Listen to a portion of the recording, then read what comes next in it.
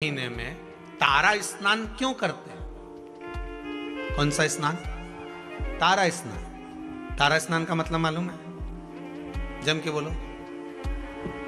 है? तारा स्नान का मतलब क्या है?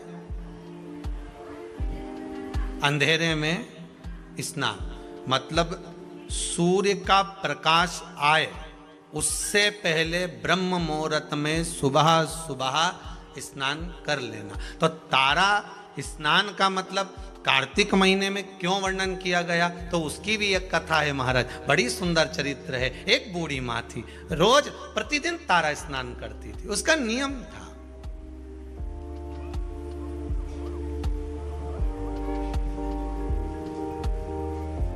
प्रतिदिन तारा स्नान करती थी।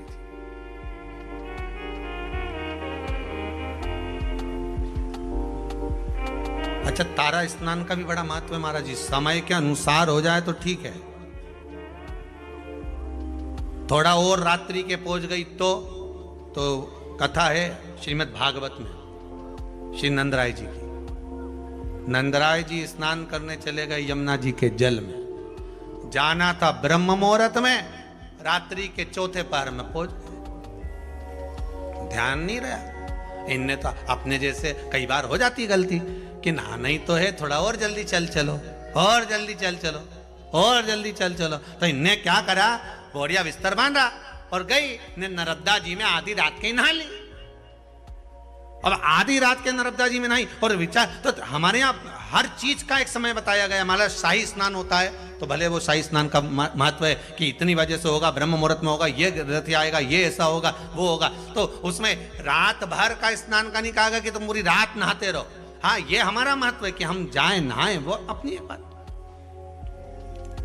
बैसाख का स्नान कहा गया तो भी उसका महत्व बताया गया। ग्रहण का स्नान कहा गया तो रात्रि का स्नान बताएगा कि चलते ग्रहण में कुरुक्षेत्र में स्नान करो महाराज, वो एक अलग। परंतु यहां जो वर्णन किया गया, नंद बाबा एक बार स्नान करने के लिए गए और ब्रह्म मुहूर्त के पहले रात्रि में ही उन्होंने स्नान कर लिया। रात्रि का चौथा पहर चल रहा था और जैसे ही स्नान करने के लिए तीसरा पहर चल रहा था और स्नान करने के लिए जैसे ही यमुना जी में कूदे तो वरुण ने बंदी बना लिया, ले गए कि तुमने बिना पूछे जल में आधी रात को स्नान क्यों करा।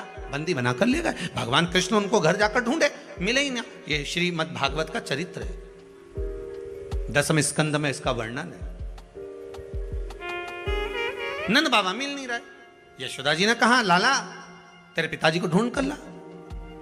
अब कन्हैया ढूंढने के लिए गए तो नंदराय बाबा को कहीं मिलते ही नहीं। ढूंढते ढूंढते यमुना जी से पूछा, क्यों मेरे पिताजी स्नान करने आए थे?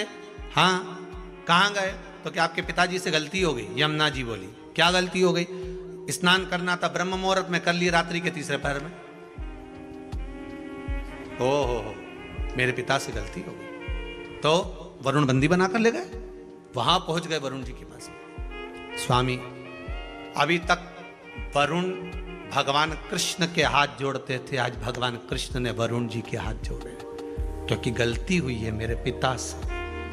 जीवन में अगर गलती स्वीकार करने की अगर आपकी आदत है तो जीवन में महान बनने से कोई नहीं रोक सकता आपको। आप गलती स्वीकार करना प्रारंभ कर दीजिए, महान बनने में कोई नहीं रोकेगा।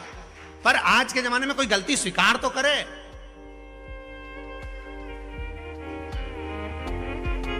करवा चौथ की पूजन कर ली कल, बोलो सही है कि गलत है? जरूरत थी करवा चौथ की पूजन करने की, करवे को लाई, पूजन करी, इकट्ठा करा, सब कुछ करा, और अभी तक वो करवा कहीं ना कहीं पड़ा होगा। जब जरूरत थी तो बीन के लिए, और फिर सास के कि क्यों रही, जरूरत पड़ी तो हेल लाई, अब पटक दिया, अब बेचारी सास उठाए। सही है कि गलत है? सब बना के रख दिया, ये सामान यहां पड़ा है, वो सामान वहां पड़ा है। अब तुम तो गई ने चलनी में मुंडा देखिए।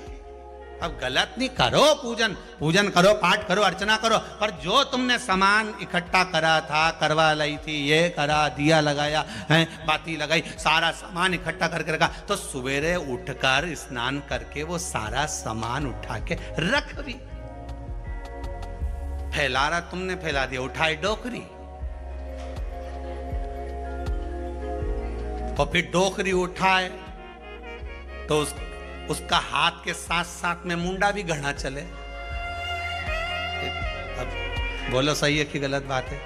अब जब हाथ चले, शरीर चले, पांव चले, तो मुंह भी चले, फिर वो चले तो फिर बुरा लगना ही नहीं चाहिए। हाँ साहब गलती हो गई, मेरे को ये करवे उठाकर रखना थे, जगह पे रख के आना था, मुझे ये काम करके रखना था, सही में पूजा की थाली ऐसी कैसी रखी हुई है, मुझे सुबह से उठकर इसको संभालना था, ये करना था। पर अपनी गलती कौन स्वीकार करे? अपनी गलती को कौन देखेगा?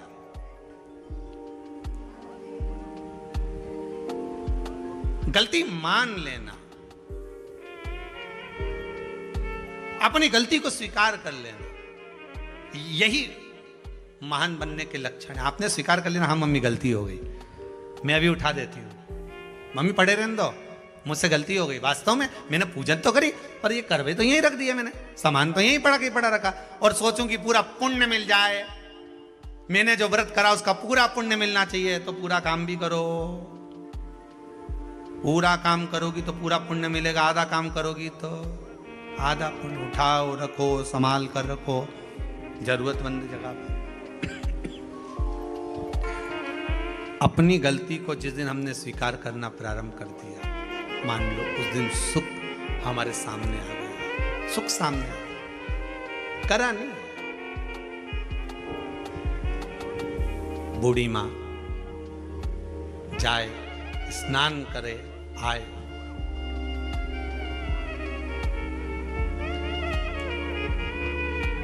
तारा स्नान। कौन सा स्नान? कार्तिक की, अगर आपके पास में कार्तिक महत्तम की किताब होगी, उसमें भी लिखा होगा, स्कंद पुराण पढ़ोगे या विष्णु पुराण पढ़ोगे, उसमें भी लिखा होगा तारा स्नान का महत्व। कौन से स्नान का? तारा स्नान का। तारा स्नान का महत्व में वर्णन लिखा है ब्रह्म मुहूर्त में। आप आधी रात को अगर जा रहे हो तो उसमें वरुण देवता के सामने भगवान कृष्ण हाथ जोड़कर खड़े, गलती को स्वीकार करा कि मेरे पिता से गलती हुई है, स्नान करना था ब्रह्म मुहूर्त में, कर लिया रात्रि के तीसरे पहर में, गलती हो गई पर इतना जरूर है, अब मेरे पिता से कभी गलती नहीं होगी, आप उनको मुझे वापस दे दीजिए। वरुण जी ने नंद बाबा को वापस दे दिया। गलती, हर चीज का एक समय होता है, उस समय की अनुकूलता में आप अगर भगवान की भक्ति को धारण करते हो, समय की अनुकूलता में भगवत स्मरण को धारण करते हो, तो आपको उसका फल जरूर मिलेगा। ब्रह्म मुहूर्त का स्नान लिखा है तो ब्रह्म मुहूर्त में करिए। तारा स्नान लिखा है कि सूर्य उगे, सूर्य प्रकाशित हो, उससे पहले आप स्नान कर लीजिए। एक बुढ़िया तारा स्नान कर लेती थी, चली जाती, तारा स्नान करती आती, मन में एक भाव जागृत हो गया, भगवान बहुत बुजुर्ग है, वो बहुत बूढ़ी है, जाती आती घर पहुंचती, भगवान भी ऐसी कृपा करते कि ये बूढ़ी मां तारा स्नान कर कर आती और भगवान इसके लिए खिचड़ी का कटोरा भरकर रख देते। एक खिचड़ी का कटोरा भरा, भगवान इसके दरवाजे पर रख देते। अब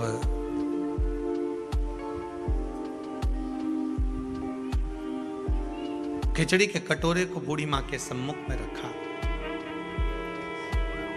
माई कटोरा उठाया, भगवान को भोग लगाती, भगवान का दिया हुआ पात्र था, उसी से पा लेती। एक दिन पड़ोसन ने विचार करा कि बड़ी विचित्र है ये बूढ़ी मां, ना जाने इसको कौन ब्रह्म मुहूर्त में खिचड़ी देकर चले जाता है और ये उसका पान कर लेती है, उसका सेवन कर लेती है।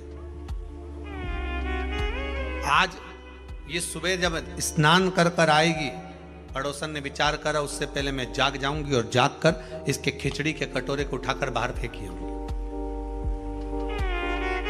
जब जब मनुष्य धर्म की ओर बढ़ता है, जब जब मनुष्य सत्कर्म की ओर बढ़ता है, जब जब मनुष्य भगवान की भक्ति की ओर बढ़ता है, भजन कीर्तन स्मरण की ओर बढ़ता है, शिव आराधना की ओर बढ़ता है, भगवत नाम की ओर बढ़ता है, तब तब दुनिया के लोग उस पर उंगली उठाना प्रारंभ कर देते हैं। मीराबाई को नहीं छोड़ा, रामकृष्ण परमहंस जी को नहीं छोड़ा, संत तुकाराम, नामदेव आदि आदिक को नहीं छोड़ा, प्रहलाद ध्रुव जी को नहीं छोड़ा।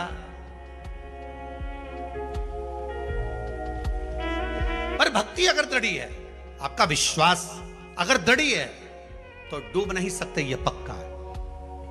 विश्वास किसको कहते हैं? भरोसा किसको कहते हैं? अगर दृढ़ विश्वास है, भरोसा है और भगवान के प्रति, हाँ ये जरूर है, थोड़ी थोड़ी परीक्षा भगवान लेगा जरूर। सोने को जब तक तपाओगे नहीं तब तक वो निखरता नहीं है।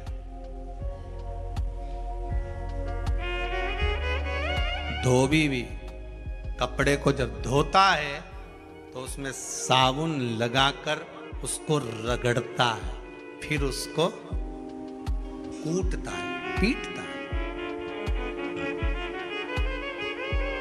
जिससे वो उज्जवल हो जाए।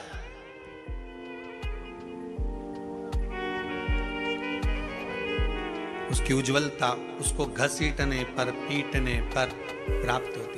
मीराबाई की उज्जवलता कैसे प्राप्त हुई थी? मीराबाई के लिए जहर का प्याला भेज दिया, शेर भेज दिया, सांप का पिटारा भेज दिया, उसमें उसकी उज्जवलता होगी। फिर डरने वाली बात नहीं, फिर वो बात ध्यान रखना, कोई ताला ही बोले तो आपको लगता है कि परिवर्तन कैसे हो गया, एकदम इतना। कहां तवा सीधा, कहां तवा उल्टा। कभी कभी मन में आ जाता है कि इतना परिवर्तन हुआ कैसे, आखिर कारण क्या बन गया इतना परिवर्तन का? क्या हो गया ऐसा कि परिवर्तन मूल हो गया? कारण क्या बना? और वही क्या कारण हो सकता? मैं रोज आती थी तो मुझे खिचड़ी मिलती थी, वो खिचड़ी गई कहां? अब बूढ़ी मां को मिली नहीं। उसने नियम ले रखा था, एक नियम बनाकर रखा था कि जो भगवान मुझे प्रसाद दिए हैं मैं उसी का सेवन करूं, उसी का सेवन। आपसे भी निवेदन है, एक नियम आप भी जिंदगी में ऐसा बनाकर चलो कि मैं रोज भगवान का दर्शन करके जाऊंगा। जब तक सुबह में श्री शिवाय नमस्तुभ्यम नहीं बोल लूं 5 बार, 7 बार, 11 बार, तब तक मैं चाय नहीं पीऊंगा। भले बासे में बोलूं पर बोलूंगा तो, भले बासे में बोलूं पर बोलूंगा। श्री शिवाय नमस्तुभ्यम। अगर भोजन करूंगा तब मैं श्री शिवाय नमस्तुभ्यम जरूर बोलूं। एक नियम कोई सा भी मना लो, उठूंगा तो बोलूंगा, या भोजन करूंगा तब बोलूंगा, या मैं स्मरण करूंगा भगवान के कोई भी कार्य के लिए जाऊंगा तो मैं श्री शिवाय नमस्तुभ्यम या पंचाक्षर मंत्र ओम नमः शिवाय, राम कृष्ण जो तुम्हारी मर्जी पड़े वो बोलूंगा, बोलूंगा जरूर।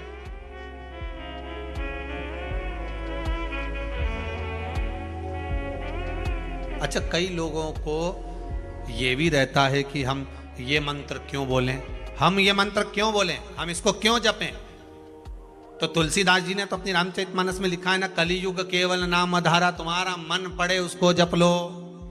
मत बोलो श्री शिवाय नमस्तुभ्यम, मत बोलो नमः शिवाय, मत बोलो पंचाक्षर मंत्र। राम तो कह सकते हो, राम नहीं बोलो तो कृष्ण बोल लो, कृष्ण नहीं बोलो तो भवानी का नाम बोल लो, तुम्हारी मर्जी पड़े वो बोलो, पर बोलो जरूर, जो मन पड़े वो।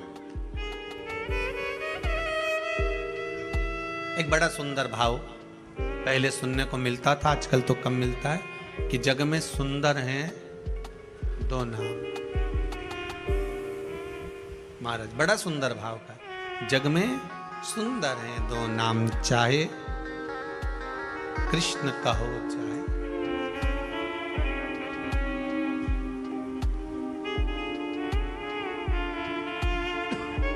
बड़ा भाव सुन, बोलो राम राम राम, बोलो श्याम।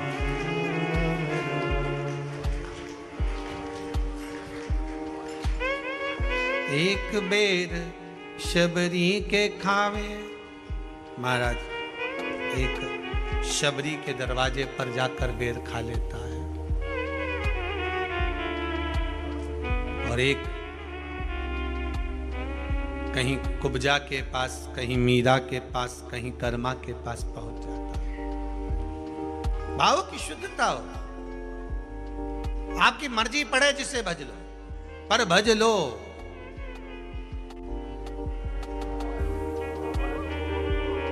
तुम्हारी मर्जी पड़े उसका स्मरण कर लो, पर करो, एक नियम बना लो।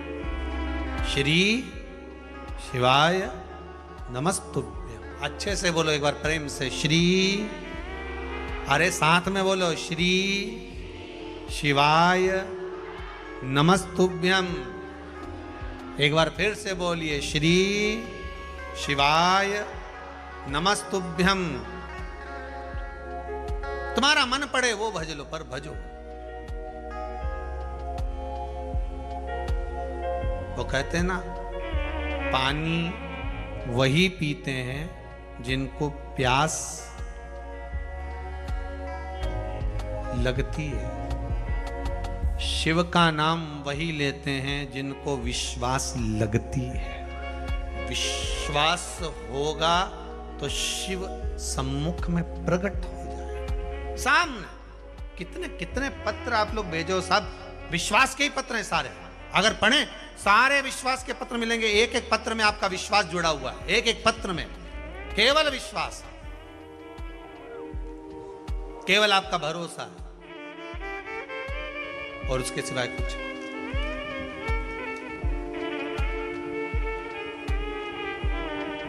उसके सिवाय कुछ, केवल विश्वास जुड़ा हुआ है। महाराज मैं आती थी, मुझे खिचड़ी मिलती थी, पर अब खिचड़ी नहीं मिल रही। अब वो खिचड़ी ना जाने कहां चली गई, किसने फेंक दी उसे, कहां गई वो। खिचड़ी का पात्र ढूंढ रही है पर मिल नहीं रहा। ढूंढा गया, मिला नहीं। जब मिला नहीं, आज भूखी रह गई। उसने नियम बनाया था, जो भगवान मुझे भोग देगा वही मैं पाऊंगी। कार्तिक महीने का एक नियम बना लो आप भी, कोई सा भी एक नियम। शाम के समय पर दिया लगाऊंगी मैं, बेलपत्री के पेड़ के नीचे, पीपल के वृक्ष के नीचे या आंवले के वृक्ष के नीचे। वहां लगाने नहीं जा सकती तो अपने दरवाजे के बाहर लगाऊंगी, तुलसी के क्यारे में लगाऊंगी। ये भी नहीं कर सकती, परिंदे पर दिया लगाऊंगी, जहां पानी का मटका हो, हंडा हो, वहां लगा दो। ये भी नहीं कर सकती तो पूरे कार्तिक के महीने में दरवाजे पर मैं पानी छीटूंगी। इतना तो बना सकते हो कि अपने घर के दरवाजे पर मैं पानी छीट दूंगी, द्वार पर जल का छींटा कर दूंगी।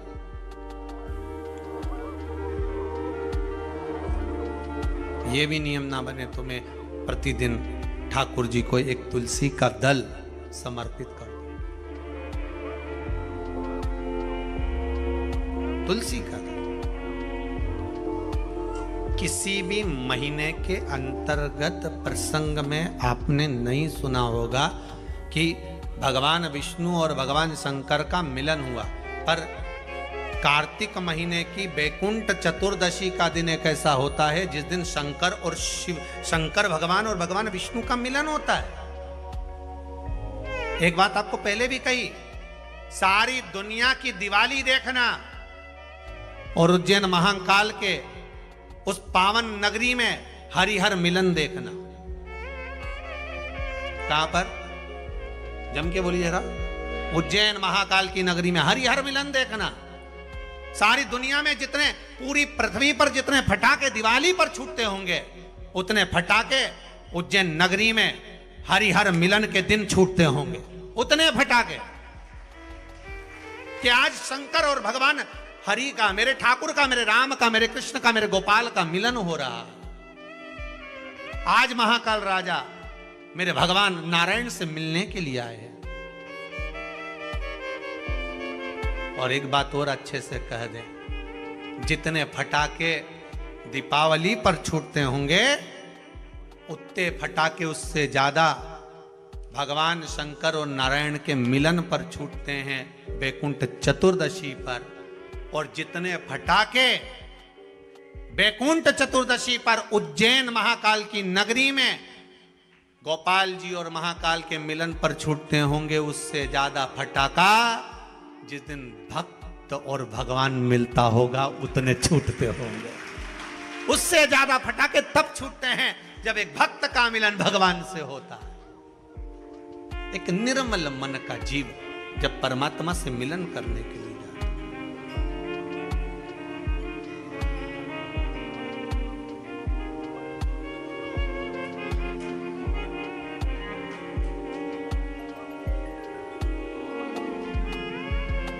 उतना मार्ग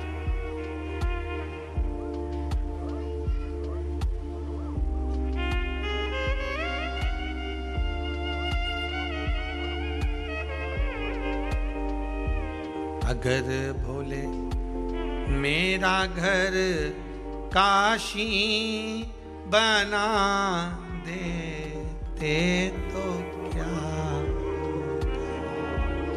मुझे भी अपनी काशी में बसा लेते तो क्या।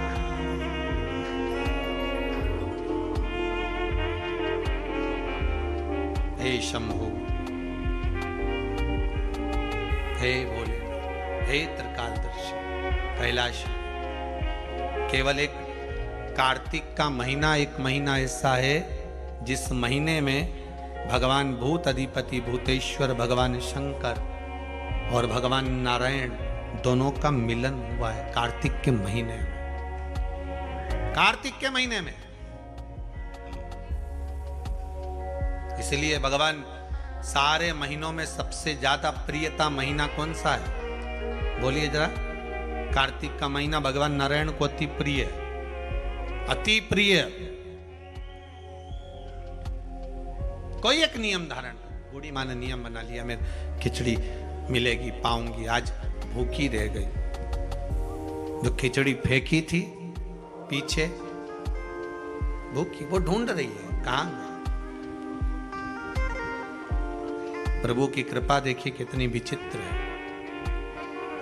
कार्तिक महीने में किया गया दान, कार्तिक महीने में किया गया पुण्य, कार्तिक महीने में किया गया सत्कर्म, कार्तिक महीने में, इसीलिए कार्तिक के महीने में गोपाष्टमी आती है, इसलिए कार्तिक के महीने में अन्नकूट महोत्सव होता है, इसलिए कार्तिक महीने में दीपदान का महत्व होता है। कार्तिक के महीने में दान पुण्य की मात्रा बढ़ जाती है, दान की मात्रा बढ़ जाती है, पुण्य की मात्रा बढ़ जाती है, सत्कर्म की मात्रा बढ़ जाती है, भजन की मात्रा बढ़ जाती है। और दोनों यजमानों को बहुत बहुत धन्यवाद कि आप कार्तिक के महीने में कार्तिक महत्तम शिव महापुराण की कथा जनमानस को श्रवण करा रहे हैं। पूरा विश्व सुन रहा है इस पावन कथा को 2 बजे से 5 बजे तक। फेसबुक यूट्यूब पर सारे भगत लोग श्रवण कर रहे हैं इस पावन कथा को। बहुत बहुत साधुवाद।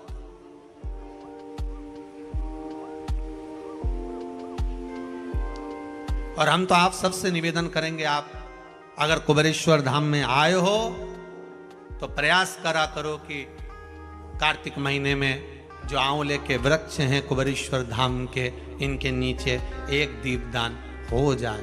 कार्तिक महीने में आए हो तो प्रयास कर कर आने वाले जो भी आया करें, कुछ नहीं तो एक घी की डब्बी ले आए, बाती ले आए, दिया लगा गए। पर आप यहाँ नहीं आए तो जहाँ हो वहाँ बेलपत्री के पेड़ के नीचे या आंवले के नीचे या पीपल के नीचे दिए का महत्व, कल कथा में उसका वर्णन लेंगे अपन। जड़ की महत्वता जो बोला है वो सुनते हुए चलेंगे। वो तो आज पहला दिन है, इसलिए कार्तिक महत्तम को आगे बढ़ाते हुए चलना। दान की महत्वता क्या है? खिचड़ी को फेंक दिया बाहर, अब खिचड़ी को जो बाहर फेंका था उसमें से एक पौधा उत्पन्न हो गया। अब उस पौधे में 2 फूल लगे हैं। अभी आपको कथा में कहा था जो हमने डाला है, बोया है, वो मिलेगा जरूर, उसका फल जरूर मिलता है। जो आप भजन कर रहे हो, कथा सुन रहे हो, स्मरण कर रहे हो, मंत्र जाप कर रहे हो, नाम जाप कर रहे हो, उसका फल मिलेगा जरूर। उसका फल प्राप्त जरूर होगा। अब ये माता जी ने बोला, खरगोन वाली ने, कि हमने तो केवल कथा सुनी थी। एक माता जी बोली कि हम तो केवल आए थे नवरात्रि की पहले दिन, और क्यों ना मिले? अगर आपने दिल से श्रवण कराए, भाव से श्रवण कराए, तो क्यों ना दे? तेरे दरबार की बाबा निराली शान देखी है, तुझे देते नहीं देखा, पर झोली भरी देखी है। ये झोली अगर भरी है तो उसी ने ही तो भरी है। बस दिल से कहकर जाना, दिल से कहकर, शंभु शरणे पड़ी, मांगू घड़ी रे घड़ी, दुख कारो, दया करी न दर्शन। हे बाबा, दुख भारी है, समस्या बड़ी बहुत विकट है, पर मैं जानती हूं कि मेरा शंभु मेरे निकट है। बहुत कष्ट है इस जीवन में, बहुत कष्ट। संसार में आयो तो समस्या जरूर होगी। अगर पृथ्वी पर जन्म लिया है तो हर व्यक्ति के जीवन में समस्या रहेगी। पर पृथ्वी पर जन्म लिया है तो जैसे हर व्यक्ति के जीवन में समस्या है, उसी तरह हर समस्या का हल भी देव अधिदेव महादेव है। हर समस्या का हल शंकर शिव है, औगड़दानी, त्रिकालदर्शी, कैलाशी, अविनाशी। हर समस्या। महाराज, 2 फूल लग गए, उस फूल को वहां का राजा निकल कर जा रहा था, बड़े सुंदर फूल दिखे उसको, 2 फूल कितने अच्छे लगे। अपने रथ को रुकवाया, जाओ दोनोफूल तोड़ कर लाओ। फूल तोड़ कर ला। राजा के घर में संतान नहीं थी, एक भी औलाद नहीं थी, कई वर्ष निकल गए थे। 2 फूल लाए, वो फूल राजा लेकर गए, अपनी रानी को दिया। शादी के 34 वर्ष हो गए थे, पर संतान नहीं। कभी कभी आश्चर्य होता है, कहीं कहीं पहाड़ों पर जाकर देखा तो पत्थर में भी वृक्ष लग रहा है, पत्थर में भी फूल खिल रहा है, पत्थर में भी पौधा लगा है। अब सोचने वाली बात है कि पत्थर है, चारों तरफ कहीं मिट्टी नहीं दिख रही, तो इसमें पौधा कहां से आ गया? आपने भी तो देखा होगा, पत्थर में पौधा है, मतलब यह पक्का है कि इस पत्थर के अंदर कहीं ना कहीं कोई भाग अंकुरित हुआ है। उसी तरह आपके जीवन में भी पत्थर ही पत्थर लिखे होंगे, तो भी शिव रूपी बीज अगर दिल में आ गया तो पौधा जरूर लगेगा, यह पक्का है, पौधा लगेगा। आए हो ना आस लेकर, विश्वास लेकर पहुंचे हो ना कुबेरेश्वर धाम, और जो नहीं आए वो टीवी पर विश्वास लेकर कथा सुन रहे हैं, मोबाइल पर सुन रहे हैं, फेसबुक यूट्यूब पर सुन रहे हैं, विश्वास लेकर सुन रहे हो ना, तो ये पक्का है, चारों तरफ पत्थर भले हो, जीवन में दुख भले भले हो, कितना भी दुख लिखा हो, पर अगर शंकर की कथा का एक बीज अपने भीतर अंकुरित हो गया है तो पौधा लगेगा, पत्थर पर भी छाए हो जाएगी, पत्थर पर भी छांव होगी।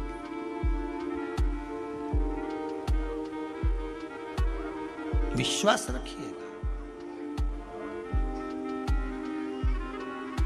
अगर भोले बाबा का सहारा न होता तो दुनिया में कोई हमारा। अगर भोले बाबा का सहारा न होता तो दुनिया में कोई,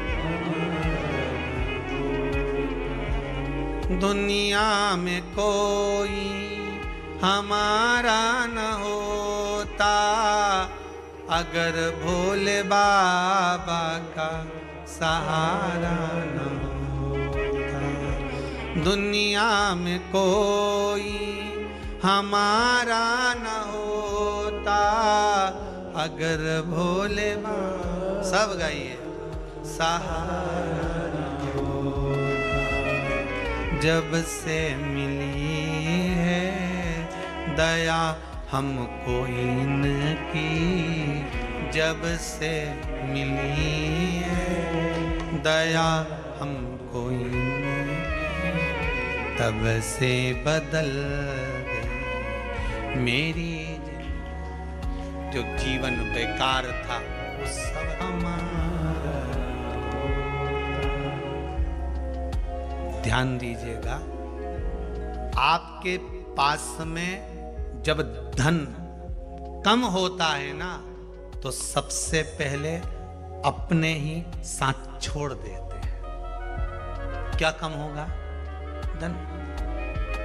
जब आपकी विपदा का समय आएगा ना, समस्या का समय आएगा, जब आपके पास में सुख होगा, वैभव होगा, धन होगा, सत्ता होगी, तुम्हारी बात सारी दुनिया में होगी, तो तुम्हारे भी ढेर रिश्तेदार बन जाएंगे।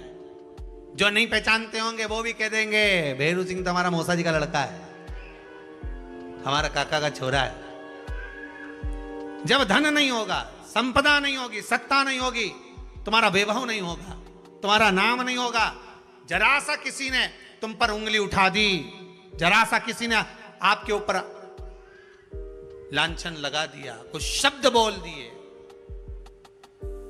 कोई शब्दों के बाण कस दिए, सबसे पहले जो अपने होंगे, सबसे पहले जो अपने होंगे, सबसे पहले वही भागेंगे और वही उंगली उठाएंगे। वो कहते हैं ना कि अगर दुख की घड़ी आती है, अगर कहीं काम बिगड़ता है, तो सबसे पहले अपने वाले ही डीजे बजाते हैं। कौन बजाएगा डीजे?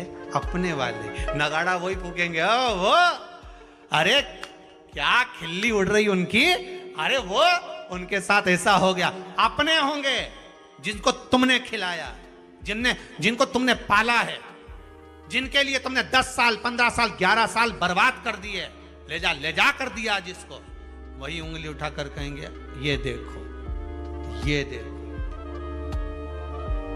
महाराज, मेरा बिगड़ा जीवन संवारा न होता, तो दुनिया में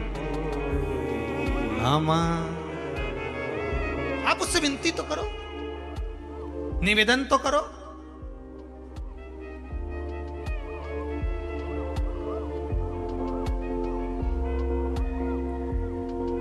और आप अगर भाव रखकर आए हो, विश्वास रखकर आए हो, तो भगवान क्यों ना कृपा करेगा, क्यों ना कृपा करेगा।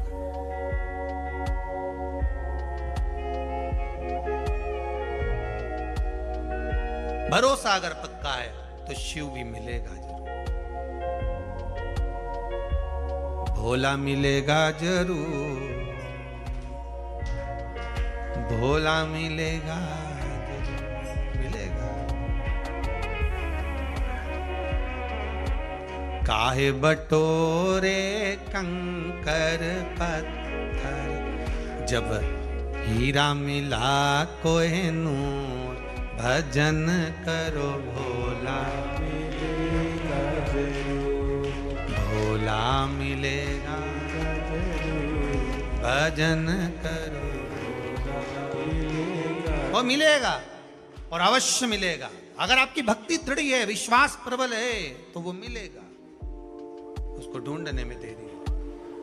2 फूल तोड़ लिए, जो खिचड़ी फेंकी थी उससे उगे थे।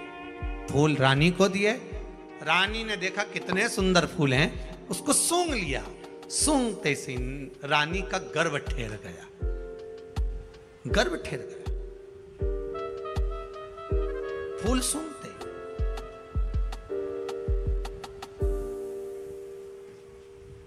गर्व ठेरा। समय आने पर 2 बेटे हो गए। कितने पुत्र हुए? 2। समय आने पर 2 पुत्र हो गए, 2 बेटे हुए। अब वो दोनों बेटे राजभवन से निकलकर रोज जाते, जन्म लिया उस दिन से लेकर राजभवन में आज तक बेटों ने कभी जुबान नहीं खोली। 15-15 साल के हो गए पर बेटे बोल नहीं पाते थे। निपट गूंगे कहते थे लोग इनको, कि बोलते नहीं है, गूंगे हैं। ये दोनों बेटे वन में गए मृगा करने के लिए, हिरण मारने के लिए, कोई जीव को मारने के लिए मृगा।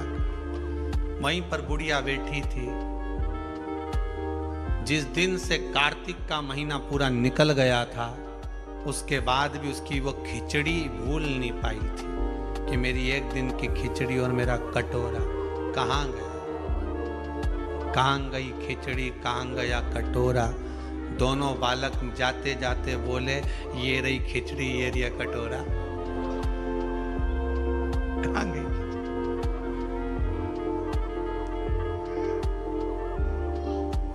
वो कह रहे हैं, रथ हाँकने वाले ने सुना कि ये दोनों बोले हैं। बुढ़िया बोली, कहां गई खिचड़ी, कहां गया कटोरा, और वो दोनों बोले, ये रही खिचड़ी, ये कटोरा। वो उसकी शुद्धता रही। रथ हाँकने वाले ने कहा, राजकुमार बोले। तुरंत रथ लेकर वापस गए, राजा के पास सूचना दी, महाराज राजकुमार गूंगे नहीं है, राजकुमार तो बोलते हैं। तो 15 साल नहीं बोले, एक शब्द नहीं निकला, क्या बोले? तो क्या कुछ बोल रहे थे, खिचड़ी और कटोरा, खिचड़ी और कटोरा। हाँ, समझ में नहीं आया।